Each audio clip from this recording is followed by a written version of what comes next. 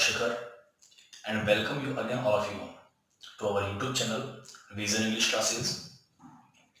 दोस्तों आज जो हम टॉपिक लेने वाले हैं फंडामेंटल ऑफ इंग्लिश के पार्ट्स ऑफ स्पीच का हम फोर्थ और लास्ट पार्ट आज हम करने वाले हैं जो कि बहुत इंपॉर्टेंट है। आज जिस टॉपिक को लेकर हम लोग डिस्कशन करने वाले हैं वो है वर्ब और वर्ब अपने आप में लैंग्वेज का इंग्लिश का बहुत इंपॉर्टेंट टॉपिक है। तो आप सभी लास्ट तक इस वीडियो को अवश्य देखें। इससे पहले वाले वीडियोस में हम बाकी के जो 6 पार्ट्स ऑफ स्पीच है उनको आइडेंटिफाई करना हम पढ़ चुके हैं। नाउन प्रोनाउन को कैसे आइडेंटिफाई करना है पार्ट फर्स्ट में पढ़ा, पार्ट सेकंड में एडजेक्टिव एंड एडवर्ब को आइडेंटिफाई करना, पार्ट थर्ड में प्रीपोजिशन एंड कंजंक्शन को आइडेंटिफाई करना, और आज हम लोग देखेंगे वर्ब एंड इंटरजेक्शन। ठीक है, तो देखिए वर्ब क्या है। सबसे पहले हमारे सामने प्रश्न आता है कि वर्ब क्या है, व्हाट इज वर्ब, कैसे काम करती है सेंटेंस में, और ये सबसे इंपॉर्टेंट टॉपिक क्यों है। देखिए जूनियर क्लासेस से आप लोग वर्ब पढ़ते आ रहे हैं और वहां पर ये पढ़ाया जाता था आपके माइंड के अकॉर्डिंग, क्योंकि उस वक्त इतना डेवलप भी नहीं होता था, इतना ज्यादा आपको पढ़ने की आवश्यकता भी नहीं थी। आप पढ़ते थे कि वर्ब जो है वो था एक्शन, किसी भी प्रकार का एक्शन, खाना पीना, आना जाना, हंसना बैठना, जितने भी एक्शन है वो सब क्या होती है, वर्ब है। लेकिन अब धीरे धीरे हम लोग कंसेप्चुअल होते जा रहे हैं, तो इतना ही जानना आपके लिए आवश्यक नहीं है। आपको ये ध्यान रखना है कि वर्ब एक्शन होने के अलावा भी और भी कई तरीके से कार्य करती है। लेट्स सी, देखिए हम ये कह सकते हैं कि एक्शन तो है ही, लेकिन एक्शन के अलावा कैसे कैसे वर्ब काम करती है। तो देखिए आप लोग, देखिए वर्ब जो है इसे हम दो तरीके से समझ सकते हैं। एक तो हम कह सकते हैं कि एक्शन ऑफ द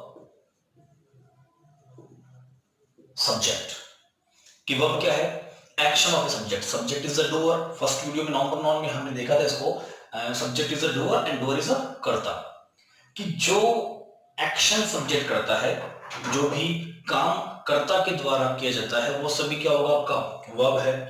ये आपको आता है।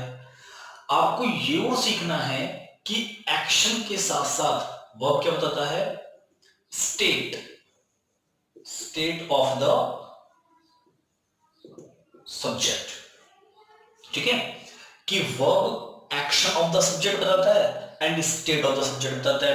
स्टेट क्या, अवस्था, स्थिति किसी चीज की, या हम इजी वे में हम ये कह सकते हैं कि स्टेट ऑफ बीइंग, बीइंग मनुष्य, कि व्यक्ति क्या है, he is a doctor, she is a engineer, he is a mechanic, तो एक स्टेट बताता है उसकी। तो आपको यहां ये क्लियर करना है कि वर्ब एक तो क्या बताता है, एक्शन ऑफ द सब्जेक्ट, और वर्ब एक बताता है स्टेट ऑफ द सब्जेक्ट। एक तो क्या काम किया जा रहा है और उस सब्जेक्ट की जो स्थिति है वो स्थिति अवस्था किस प्रकार की है। ठीक है, यहां तक क्लियर है। अब देखिए एक चीज और, वर्ब जो है वो क्या करता है, वर्ब आपका जो टेंस है, टेंस भी डिसाइड करता है। ठीक है, देखो वो बहुत इंपॉर्टेंट टॉपिक होने वाला है। आगे के काफी टॉपिक्स में आप चाहे नरेशन पढ़ लीजिए, आप पैसिव कंस्ट्रक्शन पढ़ लीजिए, फाइनाइट नॉन फाइनाइट, जितनी भी टॉपिक्स है उन सब में वो बहुत काम आने वाला है, और एरर में तो बहुत इंपॉर्टेंट रोल होता है। तो देखिए वो टेंस डिसाइड करता है। टेंस कैसे डिसाइड करता है, जैसे हमने एक एग्जांपल लिया कि ही राइट्स। ठीक है, हमने लिखा ही wrote और हमने लिखा he will write। Okay, writes verb, wrote verb and will write, ये भी क्या हुआ, verb हुआ। यहां पर जो writes है ये क्या बता रहा है आपका, ये बता रहा है टेंस कौन सा है, प्रेजेंट टेंस बता रहा है। wrote क्या बता रहा है, wrote बता रहा है past tense. And will write क्या बता रहा है आपका, फ्यूचर टेंस बता रहा है।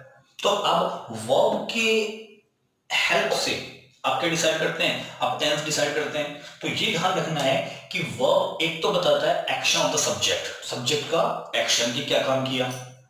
Second thing is state of the subject, subject का स्टेट बताता है, अवस्था। और तीसरी जो एक जानने वाली बात है वो है कि वर्ब क्या करता है, टेंस डिसाइड करता है। ठीक है, यहां तक क्लियर है। अब देखिए, अब आइए वापस एक्शन और स्टेट पर। हम एक एग्जांपल लें इनका। तो देखिए, हमने कुछ एग्जांपल लिए। हमने लिखा ही केम टू माई हाउस, या हमने लिया he is a good player, या हमने लिखा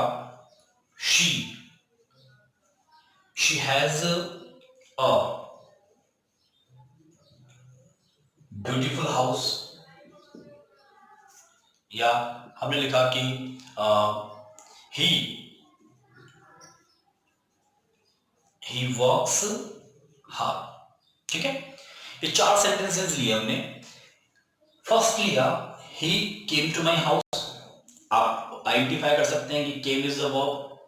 सेकंड सेंटेंस में इज वर्ब है, यहां पर हैज वर्ब है, और यहां पर वर्क्स वर्ब का काम कर रहे हैं। अब देखिए, आप पहला सेंटेंस लिया हमने ही केम टू माई हाउस, कि वह मेरे घर आया। ओके, यहां पर वो कह रहा है कि केम, तो इसमें क्या हो रहा है, मूवमेंट हो रहा है, एक्शन। वर्ब तो है ही, ये वर्ब है। ठीक है, काम कर रही है। वर्ब काम कौन कर रहा है, सब्जेक्ट काम कर रहा है। तो यहां पर मूवमेंट हो रहा है, और मूवमेंट हो रहा है तो ये वर्ब कैसी हुई आपके, ये होगी एक्शन। एक्शन बता रही है, एक्शन किसका बता रही है, एक्शन ऑफ द सब्जेक्ट, इस सब्जेक्ट का एक्शन बता रही है। तो ये वर्ब एक्शन में बताती है। हमने कहा कि he is a good player, कि वह एक बहुत अच्छा खिलाड़ी है। तो यहां पर जो इज है ये वर्ब है, लेकिन मूवमेंट नहीं हो रहा है इसमें। ठीक है, मूवमेंट नहीं है, एक्शन नहीं हो रहा है इसमें। तो यहां ये जो वर्ब है, ये वर्ब क्या बता रही है, ये आपको बता रही है स्टेट, अवस्था बता रहा है। किसकी अवस्था, ही की। क्या अवस्था बता रहा है, कि वह एक बहुत अच्छा खिलाड़ी है। ठीक है, तो यहां पर इसने क्या बताया, एक्शन। यहां क्या बता रहा है, वो स्टेट बता रहा है।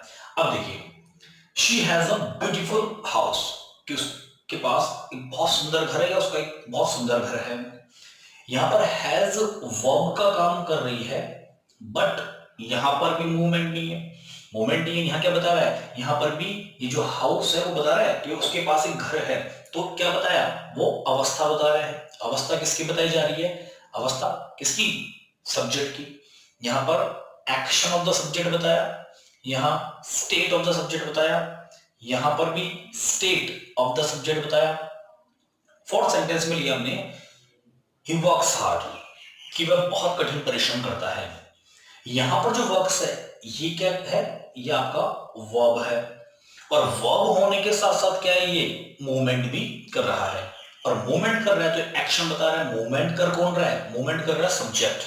तो आपको ये ध्यान रखना है कि जो वर्ब है टेंस तो बताया गई, ये तो आप जानते हैं, बट वर्ब एक तो एक्शन ऑफ द सब्जेक्ट बताता है, और एक स्टेट ऑफ द सब्जेक्ट बताता है। और बीइंग क्या है, जैसे हमने कहा कि he is a good player, वो एक अच्छा खिलाड़ी है, he is a doctor, she is an engineer. तो ये क्या करता है, ये स्टेट में बताता है, अवस्था बताता है। ठीक है, अब देखिए, जैसा कि अपने पिछले जो वीडियोस थे उनमें हमने देखा कि भाई एक जो वर्ड है वो different parts of speech play करता है। कभी कभी वो वर्ब भी बन जाता है, कभी अभी एग्जांपल लेंगे, एग्जांपल के थ्रू समझेंगे। कभी वो वर्ब बन जाता है, कभी वो नाउन का भी काम करता है। तो बात ये आती है कि ये तो समझ लिया हमने भाई वो एक्शन बताएगा, स्टेट बताएगा, but how to identify a verb, क्या वर्ब को आइडेंटिफाई कैसे करेंगे, पहचान कैसे करेंगे। तो देखिए, वैसे मैंने पहले बताया था कि इंग्लिश में ट्रिक्स ज्यादा काम करती नहीं है, लेकिन फिर भी जहां लग जाती है वहां देखते हैं। देखिए, आपको वर्ब आइडेंटिफाई करने के लिए एक छोटी सी जो ट्रिक है वो आप काम में ले सकते हैं।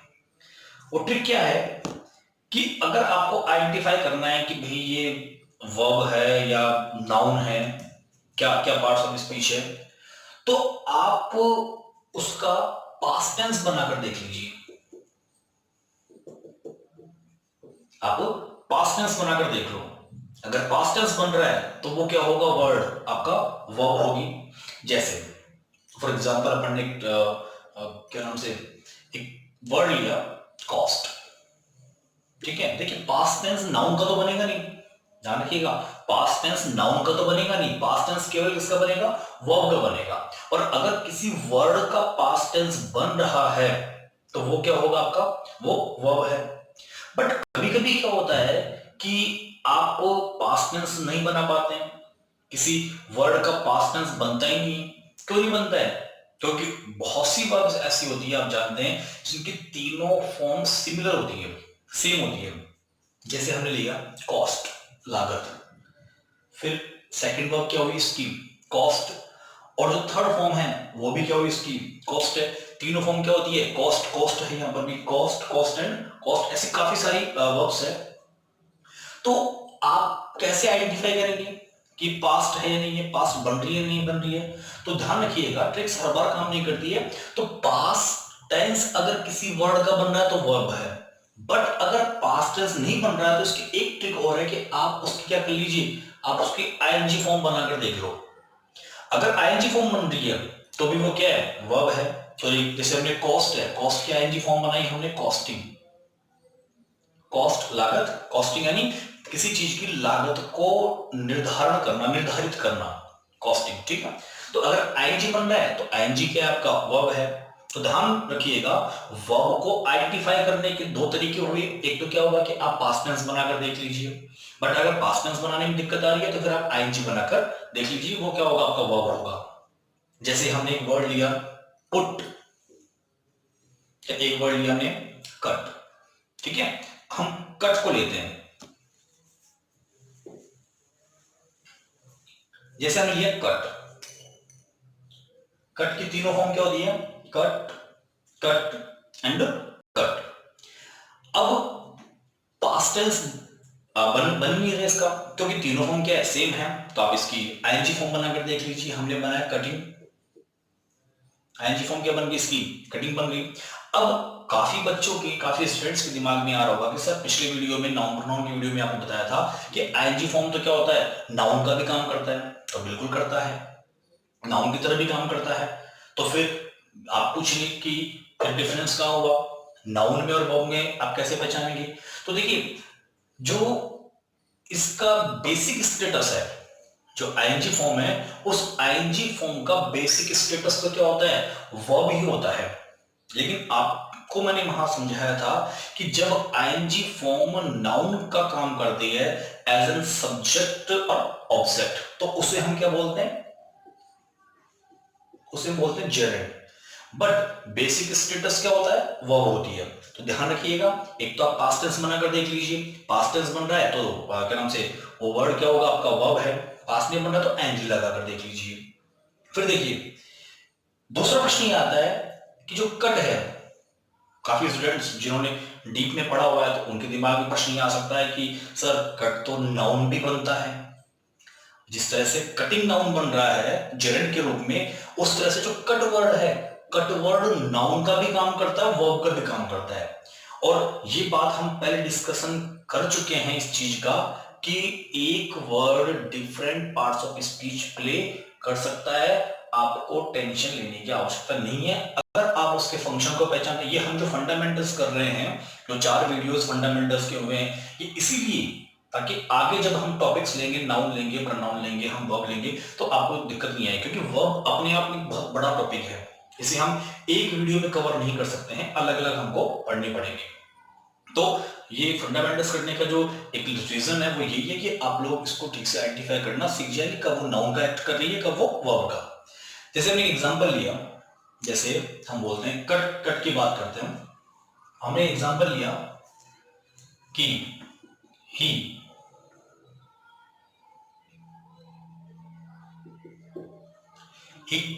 cut an apple। देखिए यहां पर पास्ट फॉर्म है कि उसने एक सेब काटा, इसलिए मैं यहां पर एस नहीं ला रहा हूं उसके साथ में, कट्स नहीं होगा। कट्स हुआ तो वो सिंपल प्रेजेंट टेंस की बात करते हैं, अभी हम पास्ट की बात कर रहे हैं as a second form, verb की सेकंड फॉर्म, तो यहां पर हम एस का यूज नहीं करेंगे। ही कट एन एप्पल, उसने क्या किया, एक सेब काटा। और एक सेंटेंस अपन ने लिया कि he has a cut on his finger, दो सेंटेंस लिए कि he has a cut on his finger और ही कट एन एप्पल। अब देखिए अब यहां पर कह रहे हैं हम कि उसने एक सेब काटा, तो ये जो कट है, ये कट क्या है, एक्शन है।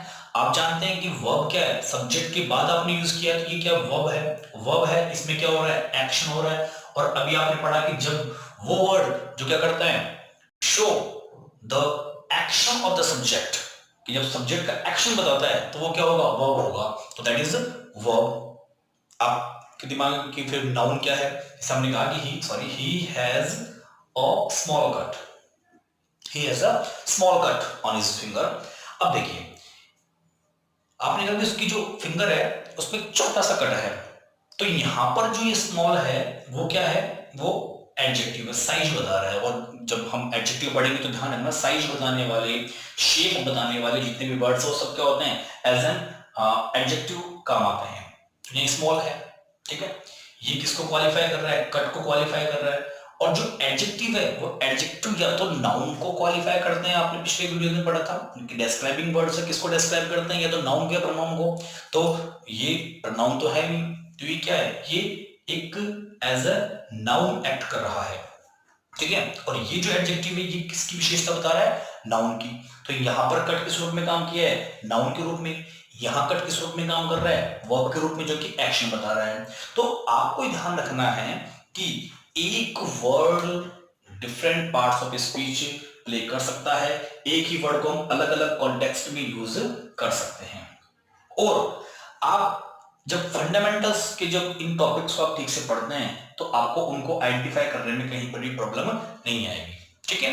तो देखिए आप, तो ये आपका वर्ब है, और वर्ब आप आराम से मेरे हिसाब से आप आइडेंटिफाई कर सकते हैं। अब देखिए आप, वर्ब मैंने बताया बहुत बड़ा टॉपिक है अपने आप में, हम एक साथ इसको कवर नहीं कर सकते हैं, तो आपको अलग अलग वीडियोस में इनको देखना पड़ेगा, क्योंकि आपको फाइनाइट वर्ब पढ़नी है, नॉन फाइनाइट पढ़नी है, ऑक्सिलरीज पढ़नी है, मॉडल्स पढ़ने हैं, ट्रांजिटिव वर्ब है, इंट्रांजिटिव है, हेल्पिंग वर्ब है, मेन वर्ब है, अलग अलग तरीके से कि वर्ब क्या नाम से फंक्शन क्या होता है वर्ब का। तो ये काफी चीजें हैं, इनको डिटेल में आप लोगों को पढ़ना है, वो अलग अलग वीडियोज में आप लोगों को लगातार मिलते रहेंगे। अभी आई होप कि आप वर्ब को आइडेंटिफाई कर सकते हैं। वापस एक बार देखिए कि वर्ब एक तो सब्जेक्ट का एक्शन बताएगा और एक वर्ब सब्जेक्ट का स्टेट बताता है। वर्ब टेंस डिसाइड करता है, ठीक है, और क्या नाम से किस प्रकार से आप ट्रिक के अकॉर्डिंग आप उसका पास्ट टेंस बना सकते हैं, पास्ट में बन रहा तो आईएनजी बना सकते हैं, ये चीज आपकी क्लियर है। तो आप वर्ब को आइडेंटिफाई कर सकते हैं, ठीक है। अब देखिए पार्ट्स ऑफ स्पीच को लेकर एक छोटा सा टॉपिक और हमारा बच रहा है, वो है इंटरजेक्शन।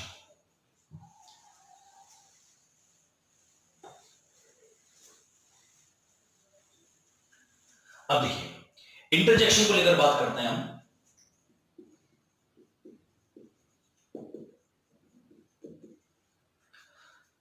विस्मय सूचक बोल सकते हैं।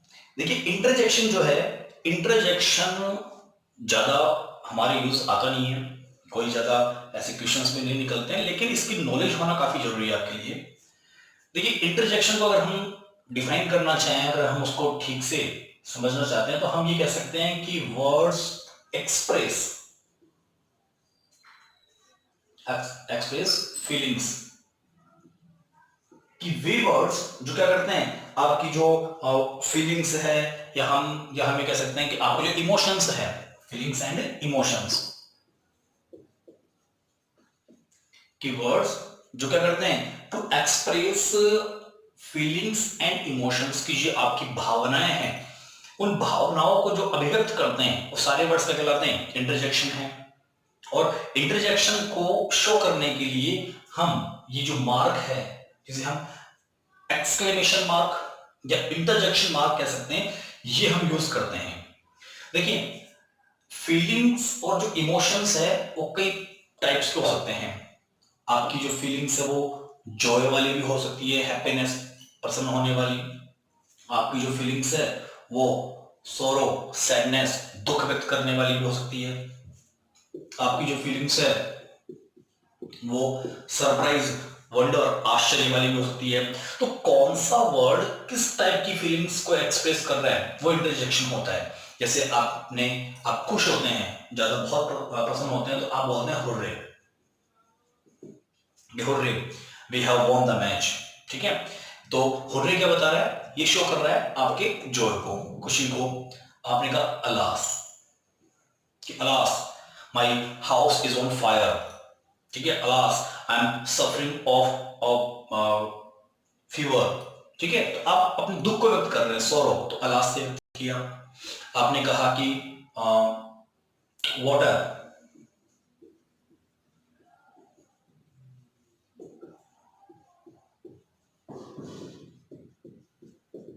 What a beautiful scenery it is, कि कितना सुंदर दृश्य है। तो आप क्या कर रहे हैं, आप सरप्राइज शो कर रहे हैं। इसी तरह से जैसे एक वर्ड है ब्रेवो, शाबाश, ये क्या शो करता है, अप्लॉज, आपकी प्रशंसा। तो इस तरह से बहुत से ऐसे वर्ड्स है जो क्या करते हैं, इंटरजेक्शन शो करते हैं। और जनरली इंटरजेक्शन से क्या शो किया जाता है, आपकी फीलिंग्स को, इमोशंस को शो किया जाता है। और वो इमोशंस और फीलिंग्स इस प्रकार से कोई सी भी हो सकती है, खुश होने की, दुखी होने की, आश्चर्य व्यक्त करने की।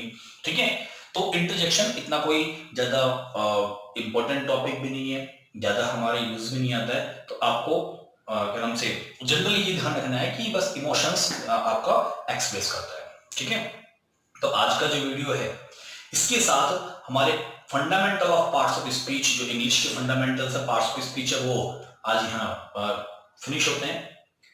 अब जो आगे के जो वीडियोस होंगे उनमें हम एक एक पार्ट्स ऑफ स्पीच को, नाउन लिया, फिर प्रोनाउन लिया, इनको डिफरेंट पार्ट्स ऑफ स्पीच को हम डिटेल में पढ़ने वाले हैं। तो आगे के जो वीडियोस है वो आप रेगुलर देखते रहें।